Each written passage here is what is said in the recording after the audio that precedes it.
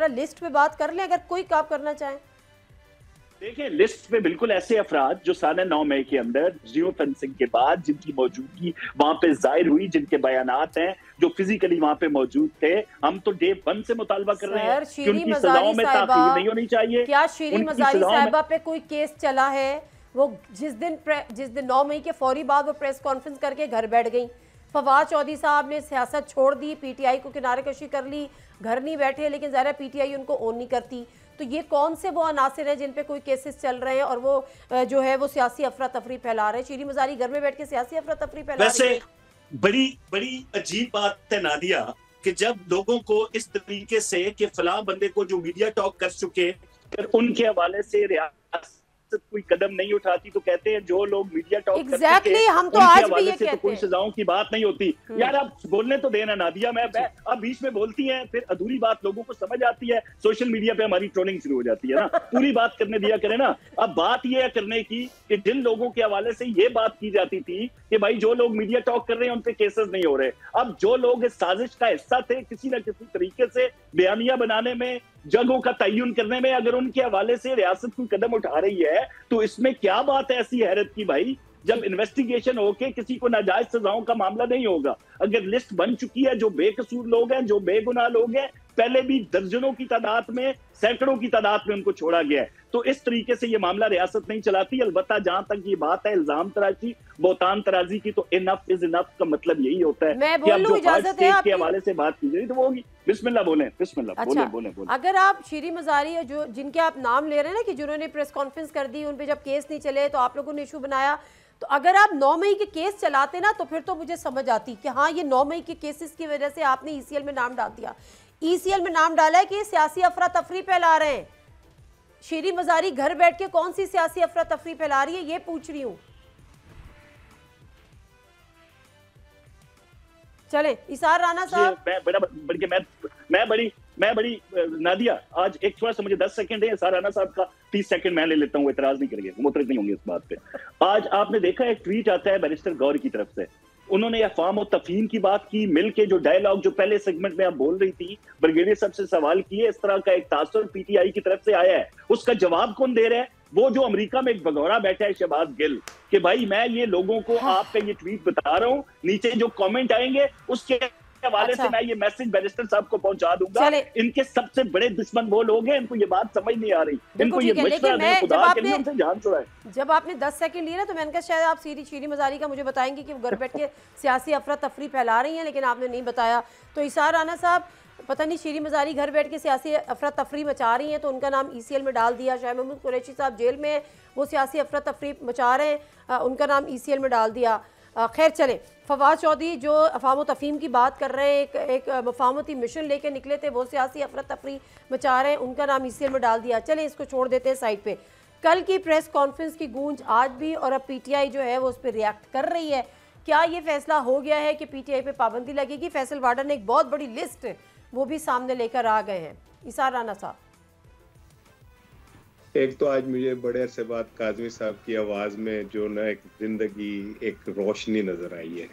काजमी साहब बहुत आपको, और वो गालिब का एक शेर था कि बात पे यहाँ जबान कटती है, वो कहे और सुना करे कोई। तो मेरा दिल करता है कि बस काजमी साहब बोले जाए। 20 सेकंड क्या, मेरे तो ये जिंदगी के 100 सेकंड क्या 200 सेकंड ले लें, क्योंकि नादिया देखा मैंने कहा था ना, मैं तो लग रहा था इसार राना से अपनी जिंदगी आपको ये देने जा रहे हैं। ये तो 200 सेकंड की बात कर रहे हैं। अगर काजमी साहब भाई है मेरे, ये मेरी पार्ट टाइम महबूबा बने तो मैं जिंदगी भी इनको नाम रख सकता हूं, ऐसी कोई बात नहीं है। आप प्रोग्राम बैन कराएंगे इसार राना साहब? कबिल जी, आप प्रोग्राम बैन कराएंगे? नहीं, अगर मोहब्बत हो, अगर आप कौसर काज़मी को गर्लफ्रेंड बनाएंगे तो फिर महबूबा बनाएंगे तो प्रोग्राम ही बैन होगा। चलिए जी मुद्दे पे आ जाए। अच्छा देखिए, बात ये है कि आपने कुछ लोगों के नाम लिए कि जी इन्होंने तो प्रेस कॉन्फ्रेंस भी कर दी थी और ये भी हुआ, फिर भी इनके नाम है। लेकिन मेरा सवाल ये कि अंदलीप अब्बासी जो थी वो तो गाड़ी चला रही थी डॉक्टर साहिबा की, और मुराद राज तो सबसे ज्यादा नुमाया नजर आ रहे थे उस सारे में। तो ये दो कैसे साइड पे हो गए? मैं तो कह रहा हूँ कि 9 मई के जो लोग हैं इनको पकड़ के चौकों में फांसी दे दे। आइंदा ताकि कोई हमारे हीरोज की तरफ, हमारे हीरोज के मुजस्मों की तरफ, हमारी जो वो है हसास, उनकी तरफ आंख उठा के ना देखे। लेकिन ये कौन सा इंसाफ हो गया जिसमें गाड़ी चलाने वाली बच जाए और गाड़ी में बैठने वाली पकड़ी जाए? बिल्कुल सही इसका बात मतलब ये कि ये पिक एंड चूज का जो निजाम है, यही असल में इंसाफ के निजाम के ऊपर शक पैदा करता है। और दूसरी बात ये है, काज़मी साहब यहाँ बैठे हैं, ये एक पॉलिटिकल आदमी है, मैं इनसे कहूंगा, मेरी दरखास्त है इनसे कि ये इस बात पे ना खुश हो कि पीटीआई के साथ जो रगड़ा लगने जा रहा है ये बहुत तगड़ा होगा। ये इस बात को सोचे कि ये रगड़ा कभी आगे जाके किसी और को ना लग जाए, क्योंकि हवा किसी की नहीं होती। बिल्कुल ठीक है, जब हवा चलती है ना तो चिराग सबके बुझते हैं। ये तो चले बाद में, जब उनके बुझेंगे तो बुझेंगे पहले। लेकिन ब्रिगेडियर साहब, मैं आपसे सवाल पहला यही किया था, आप इसका जवाब दे दें कि क्या चिराग बुझने वाकई जा रहे हैं?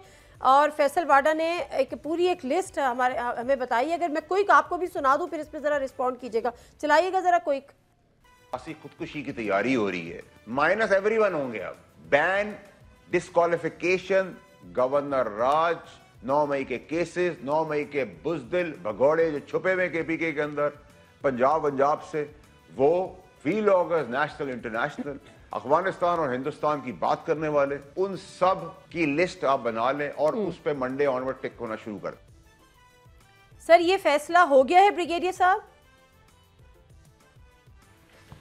देखें, बात ये है कि जाहिर है कि इतने अरसे से जो लोग मुलविस हैं, जो सोशल मीडिया पे कहीं ना कहीं उनका लिंकेज बन रहा है, ये बहुत डिटेल में इन्वेस्टिगेशन हुई होगी। मैं ये 100% नहीं, लेकिन मैं अपने एक्सपीरियंस से बता रहा हूँ, इन्वेस्टिगेशन हुई होगी। सही है। जिसके नाम भी लिंक आए हुए में, मेरे ख्याल में ये होगा, इसलिए कि देखें पाकिस्तान से बढ़ के कोई चीज़ नहीं है। और आपने पॉलिटिकल डिफरेंस है, जितना मर्जी करें, आपने प्राइम मिनिस्टर को कहना है, क्रिटिसाइज़ करना है, इकॉनमी पे करना है, महंगाई पे करना है, जो करना है करें, नो डाउट।